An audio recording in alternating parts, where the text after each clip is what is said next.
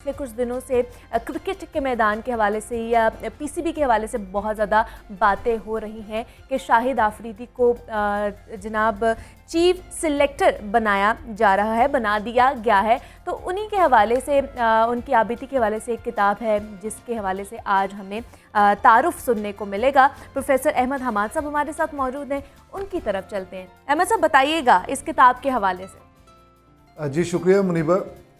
آج آپ کو جو کتاب آپ کے سامنے میں لے کے آ رہا ہوں وہ بہت ہی دلچسپ ہے, شاہد آفریدی پہ. شاہد آفریدی گیم چینجر. اور یہ کتاب بنیادی طور پہ انگریزی زبان میں لکھی گئی اور جو بڑے مشہور ہمارے دنیا ٹی وی کے ساتھ بھی منسلک رہے, وجاہت ایس وجاہت واج برو انہیں کہتے ہیں, انہوں نے وجاہت ایس خان انہوں نے اس کتاب کو لکھا. آفریدی صاحب ظاہر ہے ان کو ڈکٹیٹ کرتے رہے اور وہ ان کو بتاتے رہے تو وہ اپنی زبان میں لکھتے رہے. بہت اچھی انگریزی میں لکھا اور اس کا جو ترجمہ کیا ہے وہ ہمارے لیے کیا ہے ایک مطلب نو آموز آپ سمجھ لیجیے ظفر اللہ صاحب نے. اور اس کتاب کو شائع کیا ہے جمہوری پبلیکیشنز نے شائع کیا. اس کی اگر بیک ٹائٹل پہ دیکھیں تو آپ کو آفریدی کے بارے میں مختلف آراء ملیں گی. سر ویون رچرڈ کی, وسیم اکرم, سچن ٹنڈولکر, رمیز راجہ اور کیون پیٹرسن. کے پی جو کہلاتا ہے, جو ٹال مین تھا اور آنکھیں بند کر کے چھکے مار سکتا تھا اور وہ ریورس سویپ پہ بھی چھکا مار سکتا تھا, حیران کن آدمی. وہ عجیب و غریب مثال کے طور پہ میں آپ کو اس کی بات بتاتا ہوں. سچن ٹنڈولکر جو ہمارے ہمسائے میں, وہ تو کرکٹ کا بھگوان سمجھا جاتا تھا. وہ ہے کہ جب رنز درکار ہوں, چوکو چھکوں کی ضرورت ہو, جب اس کا بلہ چل رہا ہو, شاہد آفریدی ایک نہایت خطرناک کھلاڑی ہو سکتا ہے. اب یہ دیکھیے آفریدی صاحب کی کتاب سارا مطالعہ کریں تو آپ کو ایک پتہ چلے گا کہ ایک ذہین آدمی ہے, لیکن ہمارے نظام نے اس کے ٹیلنٹ کو پوری طرح استعمال نہیں کیا. وہ یہ میں کیوں کہہ رہا ہوں اور آپ کو شاید حیرت بھی ہوگی کہ آفریدی کے بارے میں یہ بات کہ جس نے 20 سال سے زیادہ کرکٹ کو دیے, ورلڈ کپ جتوایا ہمیں 2009 کا ورلڈ کپ, یہ سیمی فائنل اور فائنل میں موصوف مین آف دا میچ تھے. جی میں بالکل آئی اون مائی ورڈز. وجہ کیا ہے؟ اتنا بے پناہ ٹیلنٹ کا آدمی جو لیگ سپن کرتا ہے اور عالی شان لیگ سپن کرتا ہے. اس کے بعض فلپرز کھیلے نہیں جاتے تھے اور اکیلا بندہ ہی پوری آدھی ٹیم اڑا دیتا تھا. لیکن اس کے اندر جو کنسسٹنسی, جو کامنس, وہ کہتے ہیں کول کام اینڈ کلیکٹیو ہونا چاہیے ایک کرکٹر کو, وہ یہ نہیں تھے. ہیجان تھا, طبیعت میں تیزی تھی, جس کی وجہ سے بس آئے اور آگے اٹھا دیا, لگ گیا تو وہ اسٹیڈیم پار یا کم از کم باؤنڈری پار نہ لگا تو بولڈ ہو گئے یا کہیں پہ کیچ دے بیٹھے.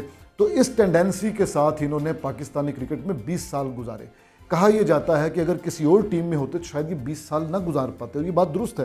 آسٹریلیا جیسے نظام میں اگر یہ ہوتے تو یا تو ان کو سیدھا کر دیا جاتا اور ان سے وہی کام لیا جاتا جو مصباح الحق کا کام تھا, کہ یا بابر اعظم بھی اس طرح کرتے ہیں, کنسسٹنٹلی سکور کریں اگر کرنا ہے تو.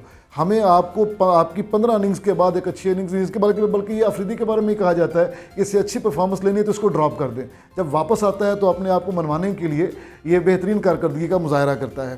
بہرحال بہت خوبصورت کتاب ہے. اس میں مثال کے طور پہ جو کراچی اور پنجاب کا فرق ہے, انہوں نے بتایا کہ جو بیٹسمین ہیں زیادہ تر وہ کراچی سے آتے رہے ہیں, اور جو باؤلرز ہیں فاسٹ باؤلر, وہ وقار یونس ہو, وسیم اکرم ہو, وہ پنجاب سے یا زیادہ سے زیادہ کے پی کے سے. اس کے علاوہ انہوں نے لکھا کہ ایک باب ہے پورا, سیاست پٹھانوں کے بس کا روگ نہیں. انہوں نے بلاول صاحب کا ذکر کیا, پھر خان صاحب کا ذکر کیا, دھرنوں کا ذکر کیا, میاں نواز شریف صاحب کا, زرداری کا, پرویز مشرف, راحیل شریف, و بلکہ آخر پہ تنزن کہتے ہیں قمر جاوید باجوہ جو ریٹائرڈ جنرل ہیں, رمیز راجہ اور ہرشا بھوگلے کو کہتے ہیں کہ بھائی صاحب آپ سے زیادہ قمر صاحب کو کرکٹ کی سینس تھی. تو یہ بات ہمیں محسوس بھی ہوتی ہے. ابھی ریسنٹلی جو پنڈی اسٹیڈیم میں ہوا ہے میچ پاکستان اور انگلینڈ کا, اس میں قمر جاوید صاحب وہاں پہ خود موجود تھے.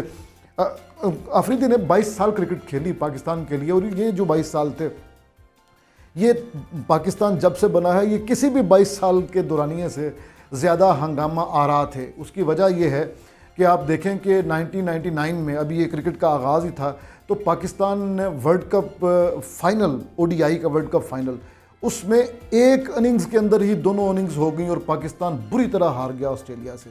تو آفریدی ظاہر ہے اس میں تھا. پھر 37 بالوں پہ 100 رنز اس نے آتے ہی 96 میں بنائے.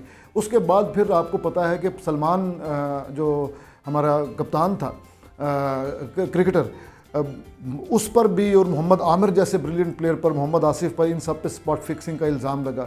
پھر 2009 میں لبرٹی میں سری لنکا پہ حملہ ہو گیا، پاکستان سے کرکٹ چلی گئی. تو یہ سارے عجیب و غریب واقعات، پھر ان کے مزاج کی وجہ سے وقار یونس جیسے کوچ کے ساتھ پھڈے رہے، بلکہ یہ خود انہوں نے کتاب میں لکھا ہوا ہے کہ میں کوچنگ کا سٹف نہیں ہوں، اگر میری بات کسی کو سمجھ نہیں آئے گی میں ایک دفعہ بتاؤں گا، دوسری دفعہ بتاؤں گا، تیسری دفعہ تھپڑ مار دوں گا. تو یہ ان کے مزاج کا حصہ ہے. بہرحال یہ کتاب بہت ہی شاندار ہے. ہم جیسے لوگ جنہوں نے شاہد آفریدی کے ساتھ ایک سمجھ لیں پورا جوانی گزاری ہے اس کو دیکھتے ہوئے، اس کو انجوائے کرتے ہوئے، اس کے لیے یہ بڑی ہی شاندار ہے. اور یہ اس میں سیاست پر بڑی ہی شاندار گفتگو ہے. اسی لیے کہتے ہیں کہ عمران خان اگر وزیر اعظم. ٹھیک ہے جی، بہت شکریہ آپ کا.